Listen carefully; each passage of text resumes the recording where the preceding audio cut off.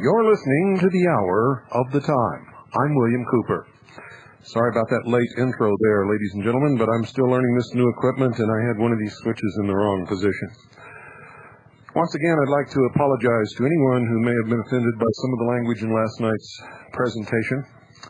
We did not know that the language was in that CD, and it was an award-winning Broadway presentation entitled Assassins.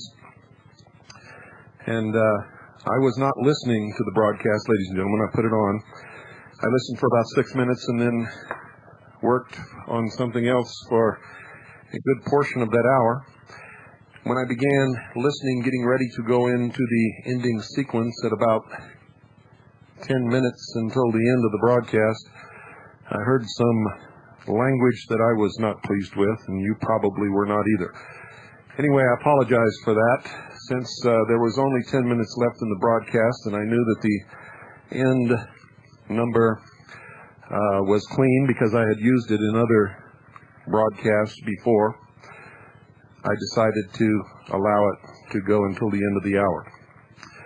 And thank goodness there were no more accidents. I listened to the entire CD this morning and was appalled. However, I think it did do a very good job at pointing out the insanity, the horror, the vulgarity connected with any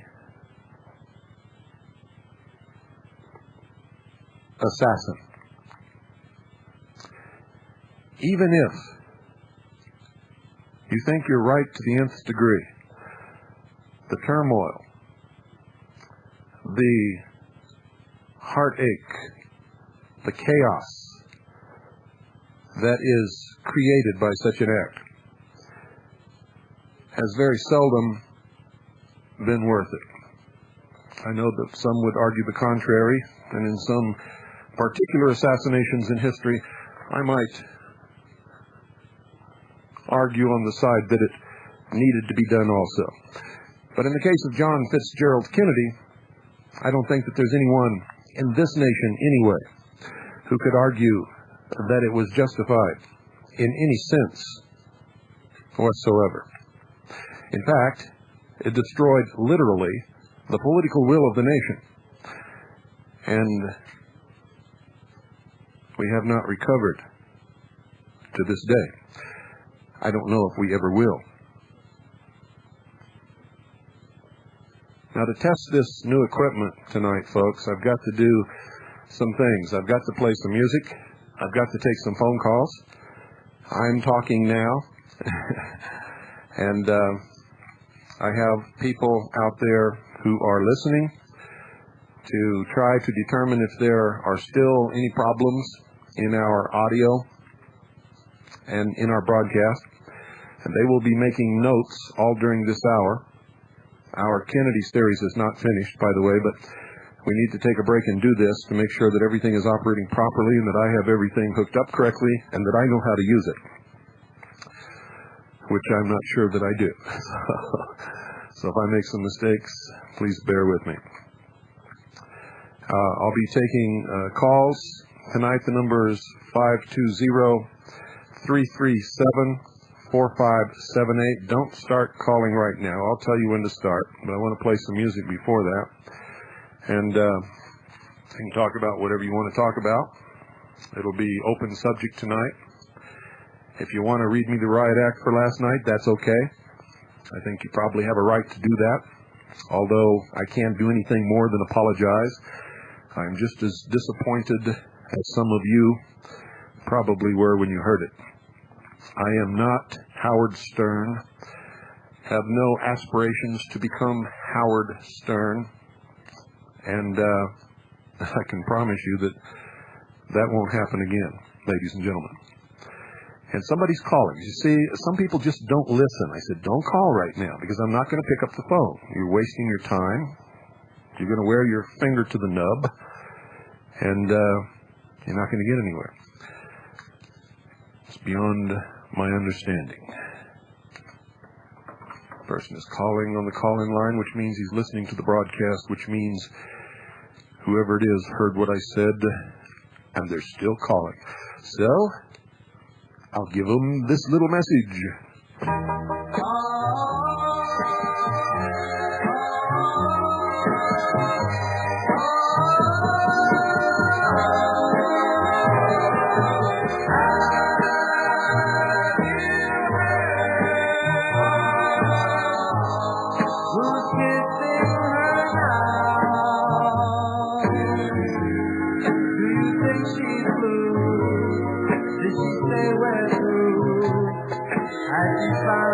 Someone new.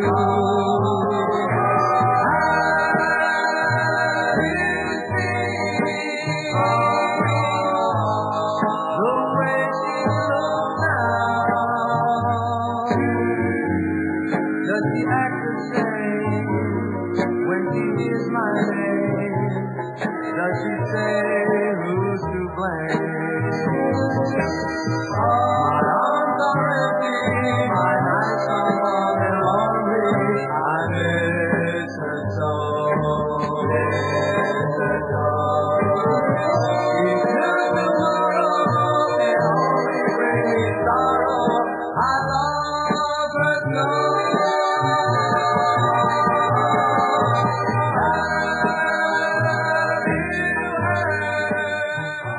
Okay, folks, we'll start taking calls now. 520-337-4578. That's 520-337-4578. Had to do a few things before I could start picking up the phone.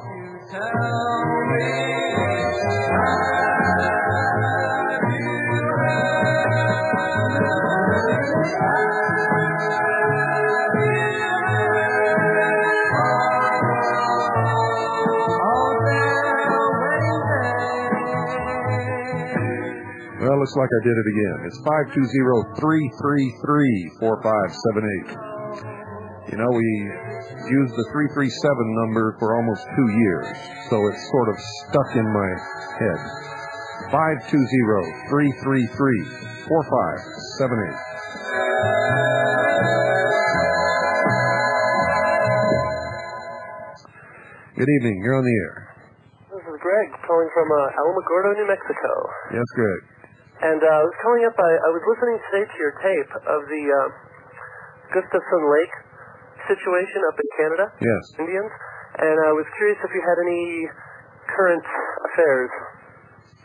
It was resolved about a week and a half after we did that broadcast. I think our broadcast had a lot to do with it. I think a lot of the calls to Washington and the calls from Washington to Canada wanting to know what was going on had a lot to do with it. Some Indian activists were arrested. Their lawyer, trying to get in to defend them in court, was arrested. They wouldn't let their lawyer represent them. That's how bad things are in Canada right now. And the government made an agreement to turn the land back to the Indians, which had been taken to them, which would brought all this thing about. Well, that's good. That's good news. And in fact, that's why I bought the tape, because I was camping when I heard that broadcast the first time, and I didn't have a pen or paper on me. And it's also good because that was actually the program that my mom heard with me when she was camping, and I think it's exactly the one that she had to hear, because I was going around and around with her. She was thought I was thinking I was a wacko and all this. And Yeah, I know, we're all wackos. how that goes. But I think that was exactly the one she needed to hear, and that's part of the reason why I got that, because she has been kind of badgering me about that as far as Yeah. Do you get Veritas? Yes, I do. Did you get this issue yet? No, in fact, I didn't, and I could talk for a while about that because, forgive me, I'm trying to get over a cold here. The first thing I did was I called after I talked to the local postman. Of course, his attitude was he didn't really seem to care. He said, hey, there's nothing I can do about it, his lackadaisical attitude. He will have that lackadaisical attitude until you file a formal complaint. Well, that's pretty much what I'm going through right now. I've had a hard time doing that because I work every days a week, but I've been calling the postmaster of the town, and curiously enough, they seem to know that the woman who I talked to when I told her the zip code of origin, the postal code of origin where Veritas comes from, she says, oh, that's a small distribution paper, isn't it? And I said, well, actually, no, but, if you're that familiar with it, then, it just kind of gave me a weird feeling the way they dealt with me about it. So yeah, they're probably pulling it out and reading it. That's right. And, I've had some strange things with the mail before, mainly when I was in Albuquerque, and I was doing lots of dialogue with Senator Bingaman and Domenici in their offices, and boy, they used to give me the runaround all the time. So I'm just kind of used to that anyway. So I'll probably end up buying a back issue from you guys, but. Well, I hate for that to have call Mike. He won't be in until next week. In fact, he's sort of on an unscheduled vacation. He went home for Thanksgiving holidays, and the transmission in his automobile took a dump, and so he's not going to be back until that gets fixed. It's in the shop, and it's going to take several days. So he won't be there until next week sometime. I don't know exactly when. And when he is, call him, tell him I said to send you another paper. Yeah, and go down and file a formal complaint. Don't go down and talk to those people. The post office is notorious. Yeah, they're pretty bad. And they don't care, because it's hard to fire those people. They don't care. Unless you file a formal complaint, they don't have to even give you the time of day. Yeah, and I pretty much learned that just from the local delivery guy's attitude. Also, by the way, I wanted to just tell you that, I stopped in the last time I was coming through. My business was out there in Phoenix, and I just wanted to stop around, see Mike, shake his hand, and I think I came away with the impression that he's a great guy. I talked to him for a few hours, and I'm the kind of person where I like to actually, everything that you've ever told me, I've been able to verify myself, but for me it's not the same until I can actually see you or him. Do you know what I'm saying? And I know exactly what you're saying. yeah, so that's always been good. And I would like to also say to some of the listeners, if they're new, that at first when I was listening to this guy William Cooper, I started trying to prove his story right, and then when I tried to prove it right? Trying to prove that what you were saying was true. Oh. And then I when so many things were coming true, it was starting to become a little bit frightening for me, because I was still in that sort of transition stage, if you know what I mean.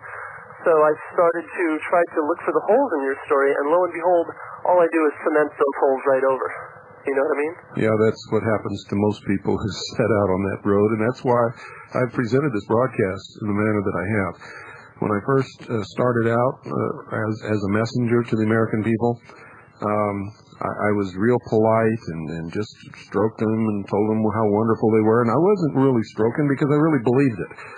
And I really thought that all somebody had to do was open some windows and open some doors and let them get a glimpse of what it was in the outside real world, and they'd take it from there. And it didn't happen that way, and it was never going to happen that way. So they needed to be smacked upside the head with a 2x4, and I decided since I couldn't do it with a real 2x4, I'd do it verbally, and hating it all the while, because that's not really what I'm all about. But it worked. Well, me neither, but also I run into the same thing. I bought some of Stephen Jacobson's tapes, and I was distributing them out to some people as sort of like gifts, if you can call it that. And I had some people actually listening to the Wake Up America turning around and saying to me, boy, this would be amazing if it was true. And I'm like, what do you... It was kind of reminded me of that guy from Canada who called the other day. He shows people documents and they laugh at it. Yeah. And people they're so far, they don't even understand. But anyway, thanks for everything that's going on, and thanks for the current events going on with the situation up there. Now, there was more than one Indian situation going on up there, right? Yeah. They were Gustafson Lake, they were all basically about the same thing. Lands have been taken away from the Indians. And the headline story in Veritas, this issue is about the American government trying to take land away from the Indians again.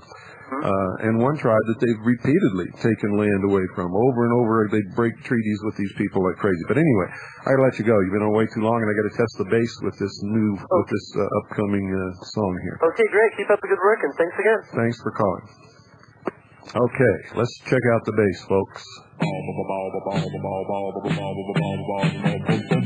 Mr. Bassman, you got that certain something. Mr. Bassman, you said that music thumping. The USC says when you go 1, 2, 3 to the ba-ba-ba. You mean Yeah, Mr. Bassman, you're on all the songs. With a boom boom and a boom boom boom. Hey, Mr. Bassman, you're the hidden king of rock and roll. To the ba-ba-ba. no. It don't mean a thing when the beat is singing, or when he goes hi. Hey, Mr. Bassman, I'm asking just one thing. The way you teach me, yeah, the way you sing. 'Cause Mr. Bassman, I want to be a bassman too. Ba-ba-ba. Mr. Bassman, I think I'm really with it. Oh, I don't know about you guys, but this sound coming through my headphones sounds so much better than what we had before. You know, when you sit here and you listen to this, and it slowly changes over a long period of time, like the last 4 years, as your equipment begins to wear out and burn up, and the slide switches and pots begin to wear, you don't notice it. You just get used to it. And so one day I was sitting here and realized that our sound stunk. And I mean, it was bad. So that's what brought all this about. And maybe I really didn't want to look at it so hard because, you know, this stuff is expensive and we don't have all that much money. Good evening, you're on the air. Good evening, Mr. Cooper. It's a pleasure to be talking to you again. I'd like to thank you again for waking me up and showing me that America is truly not all that it seems. And I had a question. I've been trying to follow your advice and to read everything and believe nothing. And I was wondering if you were familiar with Serge Monast. Serge Monast. The name is familiar. Who is Serge Monast? Well, the reason I'm asking is he'd been talking about the NASA, and he had done some tapes and some literature on the NASA Bluebeam project. Oh, he's that guy up in Canada, right? Yes, sir. I was wondering if you could add anything to that, because I haven't been able to find too much. Yeah, what I can add is take most of his stuff and throw it in the trash. Oh, really? Yes. Some of it's valid. I don't know where he's getting it, but an awful lot of it is absolute nonsense, and we got to stay away from absolute nonsense. That's true. So you don't believe that there's any hologram projectors that were used during the Gulf War or anything that would be used to fake? Not in the Gulf War, no. Okay. I know that technology exists. In fact, for about a year, they used it at Disneyland in California, and it was so effective that people would crowd in there. They'd go to Disneyland just when they were going to do the laser show in the evening, and just crowded in there so packed tightly that it got to be a little bit dangerous. But they were projecting images into the sky that were so real that people were overwhelmed, and these images somehow were talking down to the crowds, and that is. I don't know about you, but that's pretty scary. It is, especially if it was used as a weapon.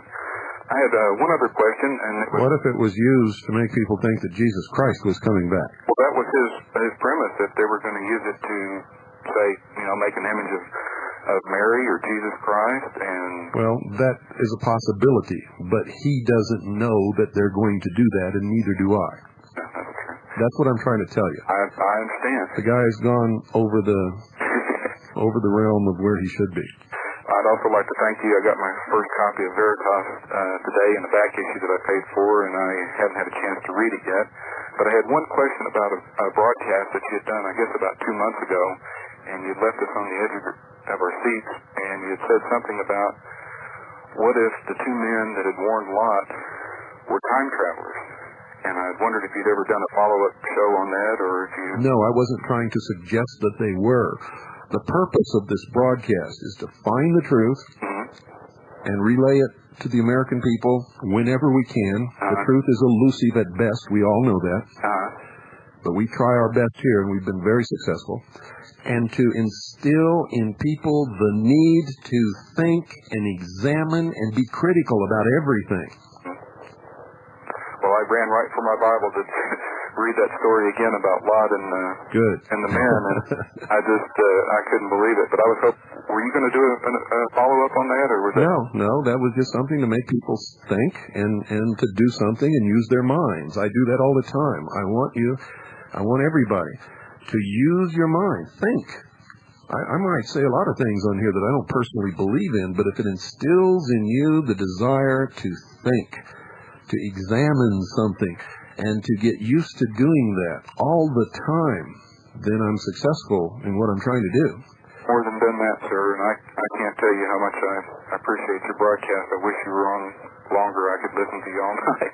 If I was on longer, I'd be dead. I got to tell you this, you have no conception of what it takes. All but, you see, there's no staff here. There's no studio. There's no engineer. There's no producer. There's me and Pooh. And that's it. Pooh's sitting right here beside me with her earphones on, reading her book, her little child's book about Jesus. And while I do the broadcast, she's sort of my moral support. I don't have any kids of my own, but I've listened to that broadcast of when you had your baby, of all the things that you went through, and I felt like I was right there, and I just admire and love you, and God bless you, and I keep up the good work. I hope you have a great weekend. Thank you very much. Bye-bye. Thank you for calling. Yeah, folks, I got some letters after I made that statement about Lot and the angels. And some people accused me of blasphemy and all kinds of stuff. Folks, all I was trying to do was make you think about it. Make you examine something that you probably never examined before. You see, we have a tendency to believe what we're told. And if there are people in authority, if there are parents, if there are ministers, if there are school teachers, if there are college professors, we just take it for granted that they're telling us the truth. And sometimes I may just drop those things out there. It doesn't mean that I believe it at all. And conversely, it doesn't mean that I don't believe it either. But it's done to leave you thinking, examining, to make it so you can't go to bed until you check into it.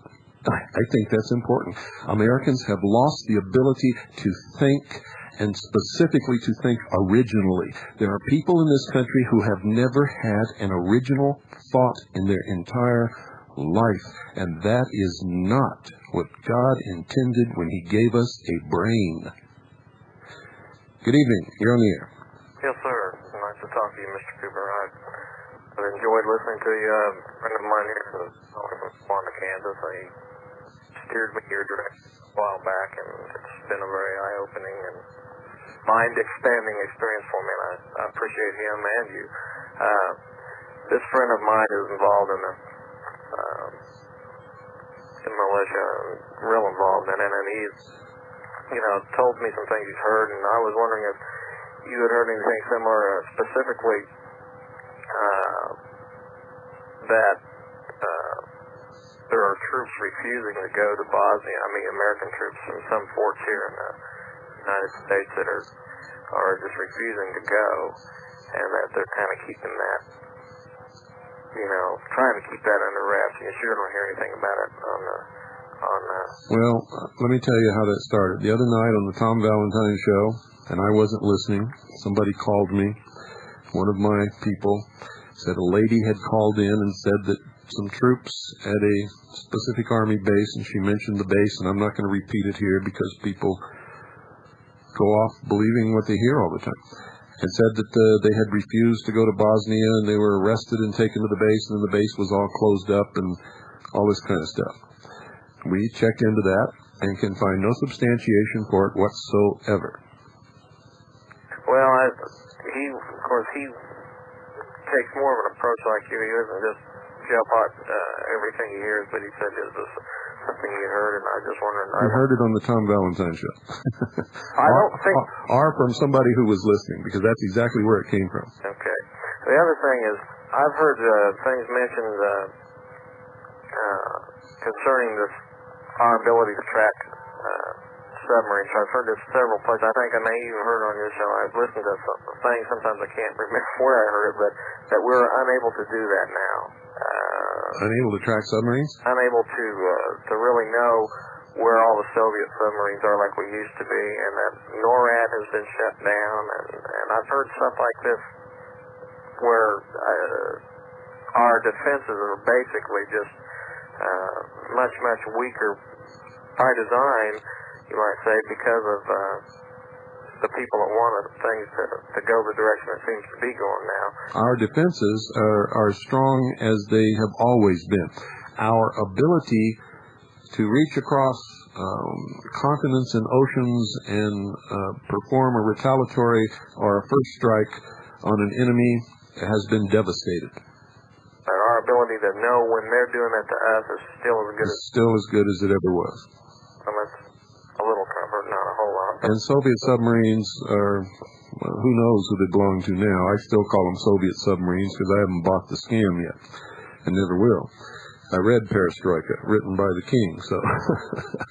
And the Soviet submarines are notoriously noisy, and we were the pioneers in subsea detection systems, and I can guarantee you that SINCLANT and SINCPAC know exactly where every Soviet submarine is at this very moment, wherever they're at in the world. That's a little bit encouraging, I guess, if the people that are running the show really care, if they're not just in bed with them, you know. But anyway, I'll let somebody else talk. I appreciate you, and keep up the good work. Thank you. Thank you for calling. But it is true, ladies and gentlemen, that our strike capability no longer exists. And you saw how long it took us to move troops and equipment and logistics to the Middle East to fight the Desert Scam. If Saddam Hussein had really wanted to, he could have destroyed our entire army before they even had a chance to fight. It was pathetic. For anybody who understands military tactics, it was a pathetic display of a staged war. Good evening. You're on the air. Hello, Mr. Cooper. Yes. Hi, it's Dan from Canada calling. Hi. Hi, I got a is this kind of open line? What do you mean by open line? Different topics? Oh, whatever you want. Oh, good. Okay. A little bit of a twofold thing here. Do you know of a book called The Urantia? The Urantia book? Yes. Have you any idea who wrote it? Nobody knows who wrote it. Or where it came from? I heard some rumor that possibly the Mormons wrote it. Or... Nobody knows who wrote it. If they do, they're not talking. They claim that it was channeled by somebody, and I don't know. I just know that the Kellogg Corporation printed it with the Urantia Foundation or something, but I just thought maybe you knew something more about it than I did. I do. It's a scam. Well, I wasn't sure. Very interesting. You're not sure? Really? Did you read it? Well, I've been reading it. And you're not sure? Well, my uncle claims it's written by the angels, and I'm kind of skeptical myself. Well, did he see the angels write it? No, he didn't. Well, then, did you ask him how he knows that the angels wrote it?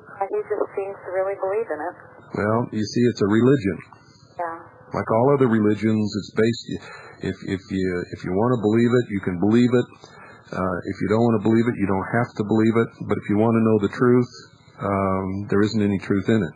I did some study in scientific sort of research on the first third of the book, and as for these heavens, astronomy, and all that, nothing made sense. That's right. Nothing at all made sense. It's total gobbledygook. It was like our universe was like 500,000 light years across, and I said, that's impossible. Well, it couldn't all fit in. But anyway, I just thought it was kind of all craziness, and he really believed in it. But the other part of the, not question or whatever, There's all kinds of things like the Urantia book floating around in the New Age movement. Yeah. And they have millions of followers. Philosophy is another one. Yes. That I've got a hold of, and it's very strange also. Anyway, I was reading in my latest copy of Scientific America in December about the Galileo coming December 7th. It's arriving at Jupiter. Yes. You made mention of their plutonium on board. Yes, there is on the main craft. Yeah. It's going to launch a small probe into Jupiter shortly after arrival. There's nothing on that probe. Oh, there's nothing on the probe. No, the probe's not going to do anything except go in and see how long it takes for the pressure of the planet to implode it, destroy it. And it'll be sending back whatever data it can. Actuality, similar to a solar system. Oh. Nice little comment about that. Yeah? They're doing my job for me, aren't they? So I just thought I'd mention that. Yeah, that's coming up. They're arriving December 7th this year, very shortly. Yeah, the plutonium is on the main craft, which will go in first it'll start in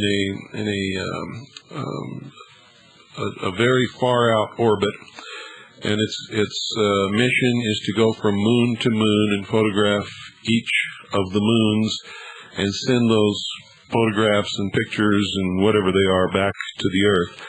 And then it will end by photographing Io, which is the closest moon to the planet's surface.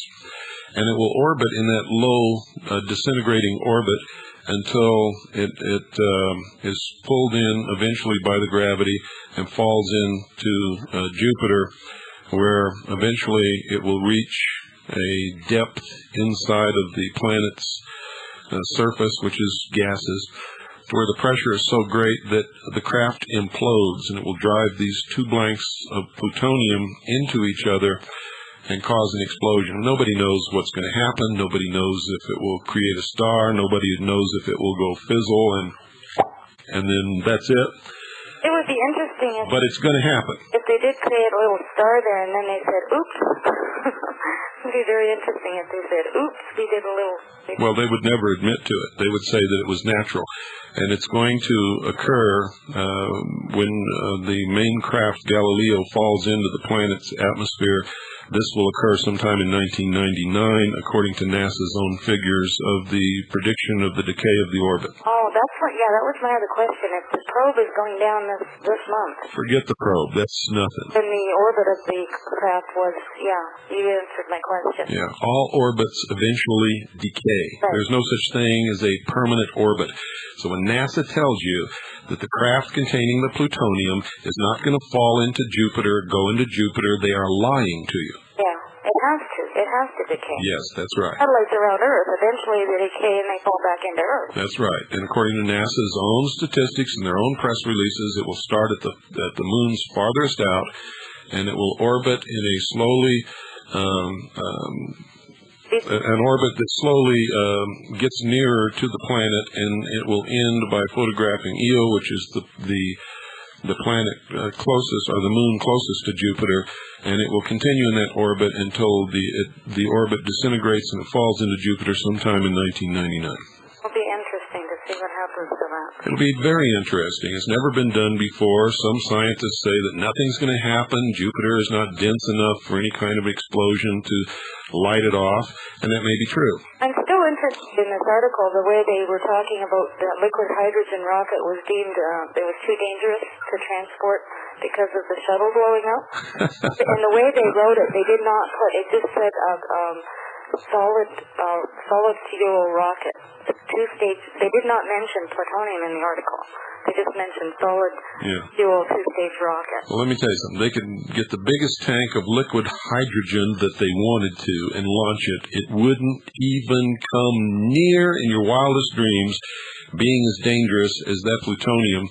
If the rocket would have exploded and that plutonium would have got into the atmosphere, there was enough plutonium on that craft to kill every human being on this earth. And it's, like I say, interesting that they only said it as a two-stage solid fuel rocket, but they did not mention the word plutonium. I guess they didn't want to scare people. I don't know. Well, they had already done it. There was a big hue and cry. Yeah. A lot of people were worried about it. Not only was it dangerous when they launched it, but you see, it went out and it went around, I believe it was the moon, and then came back by the Earth, or was it around Venus? Anyway, it went around something else and then came back by the Earth. I knew exactly what it was at the time. I've forgotten now. And it was such a close pass by the Earth when it came back by to catch that pull of gravity to sling it out faster toward Jupiter, that a lot of people were worried that it would impact into the Earth if they made a miscalculation. But it didn't. Wouldn't that have been fun? Anyway, okay, thanks a lot for your time. You're welcome. Thank you for calling. Plutonium, ladies and gentlemen, is the most poisonous substance, as far as I can determine, that there is in the most minutest amounts. Pure plutonium, if it were to be let loose in the atmosphere, would kill so many people that it's just incredible to even talk about it. Good evening. You're on the air. Yeah, how you doing, Bill? Good. Just wanted to speak on a few topics. One just quick question. Have you completed the Taji, Oklahoma bombing tapes? Yes, in fact, the last ones arrived today, and they'll start going out on Monday. Oh, okay. Does that mean, you mean the last ones or the first ones? Because I believe I had placed an order like the day after the broadcast on which it was announced. You weren't listening. When I announced it, I said specifically, they haven't even been edited yet. This is an advance offering. The people who send in their money now for the advance offering will get the first tapes that come in. You also got them at a lower price than anybody can get them now.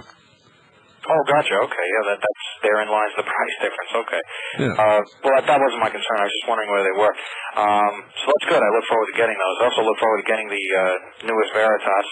I'm a Veritas subscriber, and everyone who listens to you but doesn't subscribe to Veritas, I can assure you, you're missing a piece of the puzzle, because it's a real important step to educating yourself and therein being a responsible individual. And if you call yourself a patriot, you're not doing everything to educate yourself and to read everything, believe nothing. Well, this is part of the everything, and especially this, because it's folks, it's one of the papers that doesn't lie to you, and it's an excellent. Also, I enjoyed the weather control stuff, because to be honest, listening to it was good, but you don't grasp it all. At least I don't. And I'm an auditory learner too, but just reading it and able to read it and reference it was very helpful. It was great work you done, Bill. Thank you. Plus, we give you the sources. You can go down and get your own copy. Yeah, exactly. Yeah, speaking of sources, you know what I've done? I've become so interested in the secret societies, religions, Freemasonry. I've been reading everything I can, and in fact, I had done something. I had taken your advice, gone to some used bookstores, checked around, and tried to find the book you were reading out of, Freemasonry and Catholicism. That being nearly impossible, I found another piece of information that people may find interesting. The bookstores that I went into, if they didn't look at me cross-eyed, they said, "Oh my gosh, we haven't had anything like that in a long time." And when we do, they usually leave right away. So I was wondering if it's part of the Freemason doctrine to never let this literature out, and is it part of their responsibility and duty to kind of pick this stuff up whenever they see it available to the public? Yes. Yeah, okay, good. So I'm not just being paranoid, because I also went to the library and checked around, and of course they do interlibrary loans, so me checking in New York, this would span every New York library, and in fact I can even do a tri-state area check, and I don't mean to scare anybody, but I had done a tri-state area check on Freemasonry, and none of the books that they said they used to have, except for things like Temple and the Lodge, newer publications, and you yourself had said that the older ones tell you the truth, the newer ones, they may, but they're certainly not as reliable. The older books, they had some publications from 47, 52. All the older books are gone. They were taken out and never returned, or are somehow missing within the library. That's right. And some libraries, libraries are funded by the public. Anybody should be able to go in the library and read any book in the library. Some libraries have taken what secret society and Freemasonic books that they have, put them in a locked room, and won't let anybody go in and read them unless they're Freemasons. And that's wrong. It certainly is. Boy, oh boy. It was unbelievable. And I can't stress enough how shocking this was to me. I had gone to libraries, and book after book after book, I had sheets and sheets. They had all said, oh boy, this must have been taken out and never returned. Or, oh, here's one that was said was lost by a customer, and this one's just missing, sorry. It was unbelievably, I can't find anything on this stuff. And I drive through the town I live in, and along with the Rotary Club and VFW Hall and all the emblems on what is a town roster, along with the name, there it is, free and accepted Masons. Yeah? Yeah, but you can't, you ask someone, what's a Freemason? No one even knows. It's unbelievable. There it is, right there in the town roster, underneath the name, Town of Smithtown. Can't even go to the Smithtown Library and find out what the heck is a Mason. That's right. It's a secret society. Unbelievable. And all the founding fathers were Masons. You think this stuff would be in our history books. You think it might dawn on them that this is a little bit important as to what these people were, since most of the founding fathers, the people who formed the country you now live in and rules you supposedly abide by. Well, let's set it straight. Many of them were Freemasons, not all. Yeah, well, is it in fact most of them, or was it just a few? I know Ben Franklin, George Washington. I know the list goes on, but I don't know if that means most or many or some. Many. And not most and not all. Just to clear up some possible disinformation. Rooting back to Mystery Babylon, could you?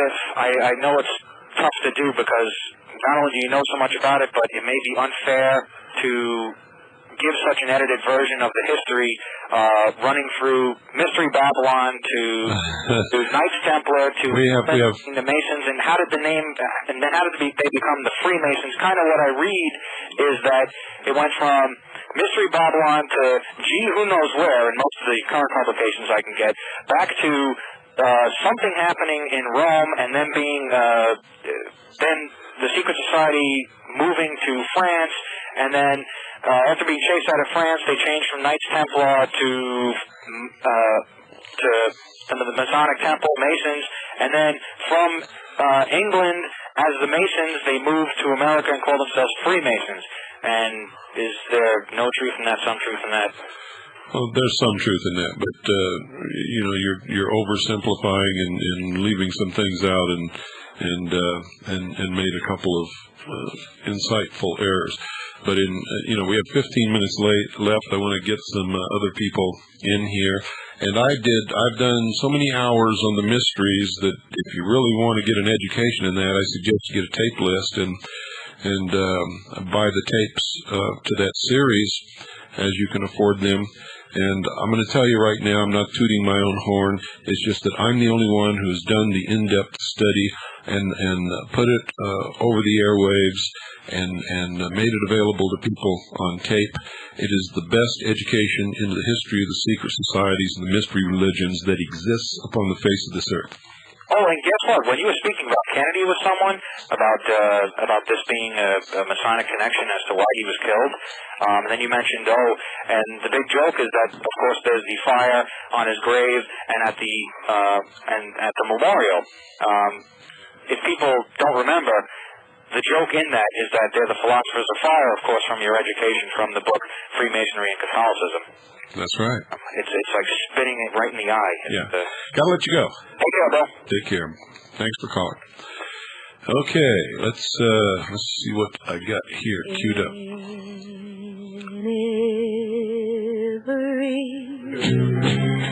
Beat of my heart, there's a beat for you.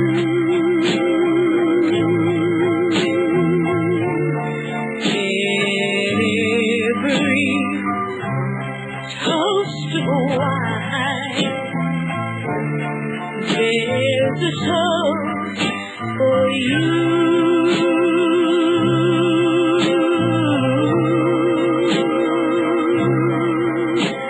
In all my conversation, you're my inspiration in everything. Good evening. You're on the air. Hello, Bill. Dave in Albuquerque. Hello, Dave. Not to put too fine a point on it, but my understanding on plutonium is you have to inhale a particle of it for it to be deadly. In other words, That's why I said in the atmosphere. Let loose in the atmosphere. yeah, because you can Or actually, you can eat it. yeah, you can eat it and it'll pass through your system. But there's a can I say something about Bosnia? Yes. There's a rumor going around apparently or a theory going around in some of the militia groups out here that one of the reasons for the deployment is that it's perfect practice for dealing with groups of snipers and urban guerrillas and people deployed. Tell those guys to go to bed, will you? Well, don't you think there's some? I mean, there's. Tell them to quit fantasizing and start dealing with reality. What difference does it make? They have to be ready to deal with whatever they have to deal with. But they sit around and they fantasize and invent things and make up phony stories, and it just makes me sick. I can't believe it. I think speculation is sort of part of human nature, but I mean, I understand what you're saying too. Speculation in this instance, as far as militias are concerned, only serves to discredit them, and it's more like masturbation. Okay, Bill. Strokes their egos, accomplishes nothing. All right. Have a good evening. Thank you for calling. You bet. Bye. Okay, the number is 520-333-4578. Good evening, you're on the air. How you doing, Cooper? Good. Sam in Maryland. Hi. Look, I'm curious about the Freemasonry and Catholicism. Uh-huh. Who's the author? I don't have it right in front of me tonight. Could you mention it on the air some night? I try to get you most nights. Now, the reason I wanted to ask you is... Let's see if I can drag it out of here. Here where I am, I have access to... It was published by the Rosicrucian Fellowship. The author is Max Heindel. Copyright 1919. Heindel? Heindel. Heindel. Okay. An exposition of the cosmic facts underlying these two great institutions is determined by occult investigation. Published by the Rosicrucian Fellowship, International Headquarters, Oceanside, California. And I have access to 3 university libraries here on the East Coast who have very old libraries. Good.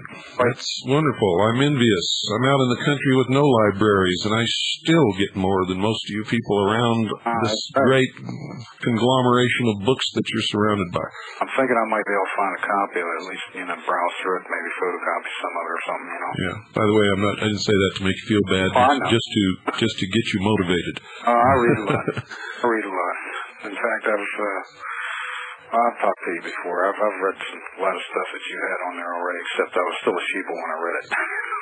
Well, you don't sound too much like a sheeple now. No, I'm not. Well, it's like the cartoon you have in the paper.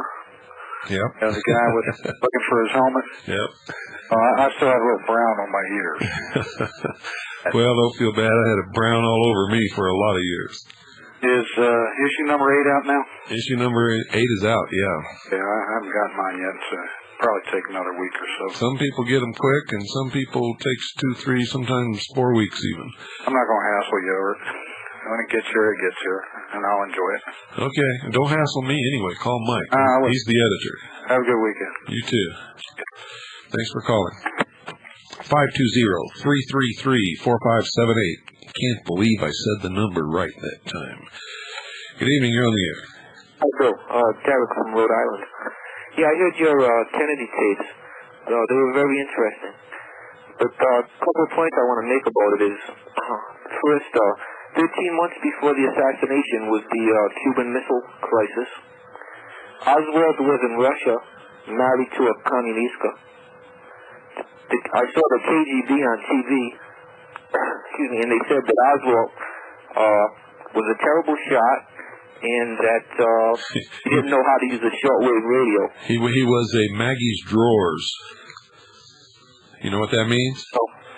In the military, and you go to the rifle range, and you get down in your shooting position, and you fire under absolute perfect circumstances at a stationary target. He couldn't even hit the target. When you can't hit the target, they hold up a red flag and wave it back and forth. That's called Maggie's Drawers. Well, why I'm saying it is that how did they know? How did they know? Yes. That you're talking about the KGB. Right. How do you think they knew? That's their job to know. How do I know? Yeah, how do you know? Because I made it a point to research his military career. Everybody who knew him in the Marine Corps, it was a joke that how could he shoot Kennedy when he couldn't even hit the target on the rifle range under perfect conditions? I think that if the KGB knew about him, then probably he was an agent. And what it all comes to is that I think that Kennedy was assassinated because he didn't want to take missiles out of Turkey. And what he actually did was he put our country and the USSR in great jeopardy. Well, you're wrong, because Kennedy's the one that made the agreement to take the missiles out of Turkey. Yeah, afterwards. No, that was the agreement to solve the Cuban Missile Crisis. Yeah, if they would remove their missiles from Cuba, we would remove our missiles from Turkey. Why the USSR put the missiles in Cuba is because there were missiles in Turkey. Now, how do you know that? Nobody knows that. Everyone said it during the time.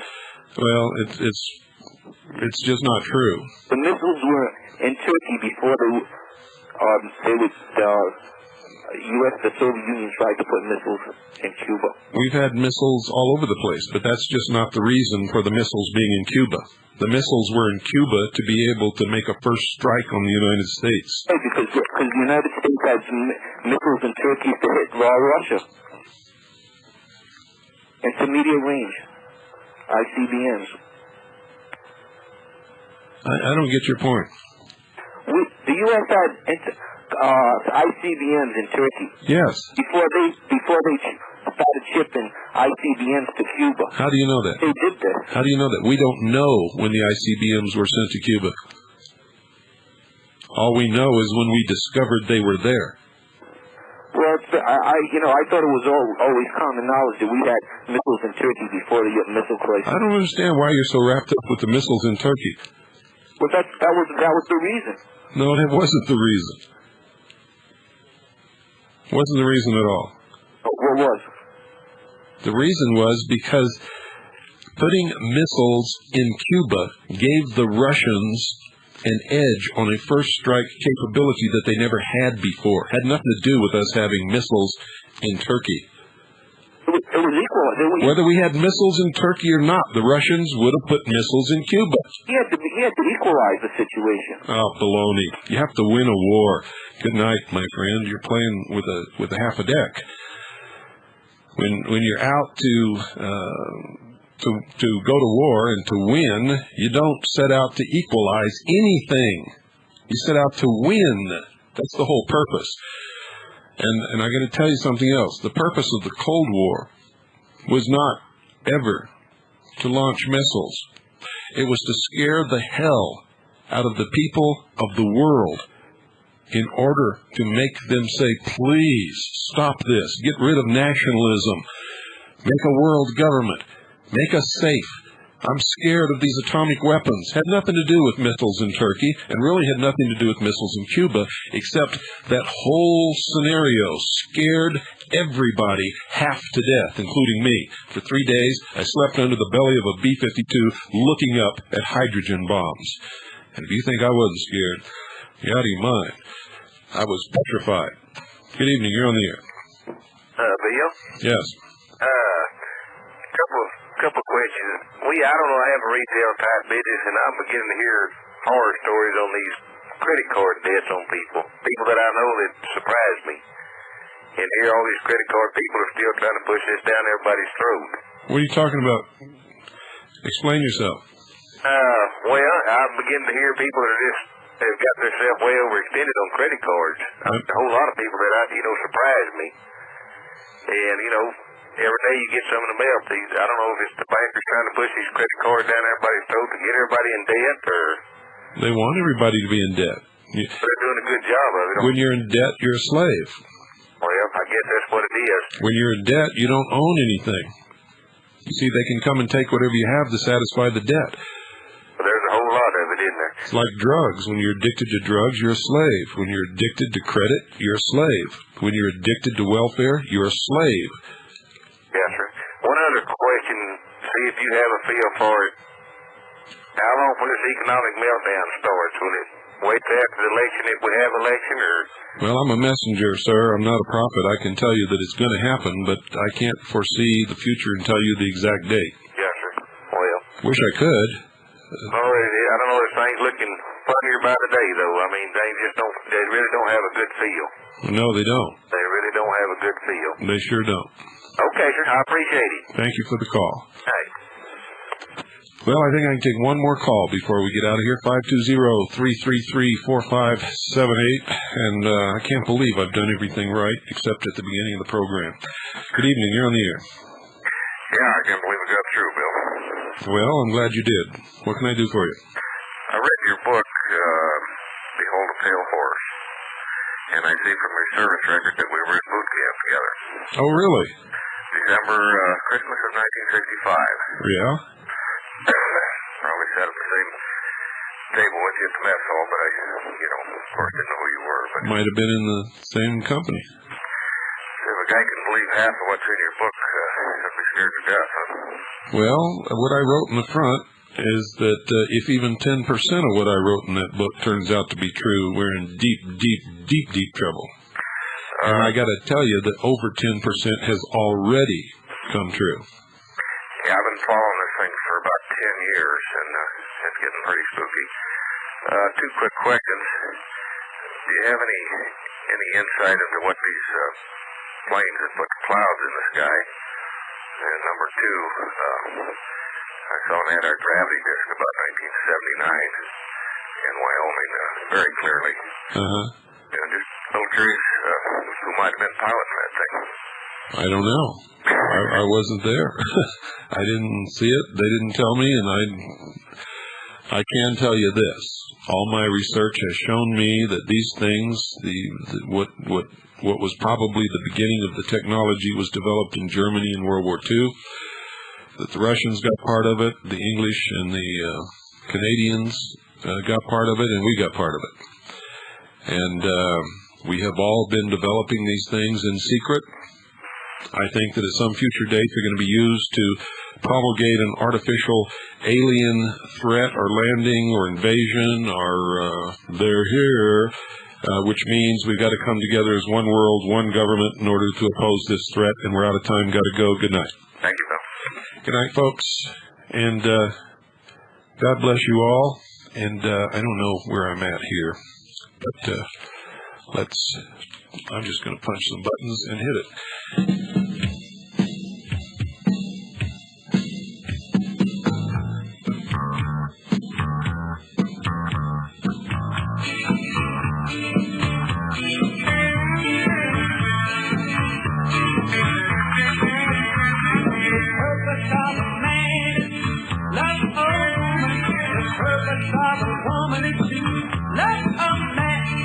Come on, baby, let's start today. Come on, baby, let's play the game of love, love, la, la, la, la, love.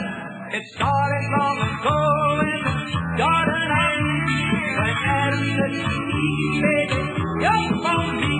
So come on, baby, let's start today. Come on, baby, let's play the game of love, love, love, la, la, la, la, love. Hey, come on, baby, till the time is right. Love me, daddy, with all your might. Put your arms around me, hold me tight. Play the game of love. The purpose of a man is to love a woman. The purpose of a woman is to love a man. So come on, baby, let's start today. Come on, baby, let's play the game of love, love, love, love, love, love, love. Yeah.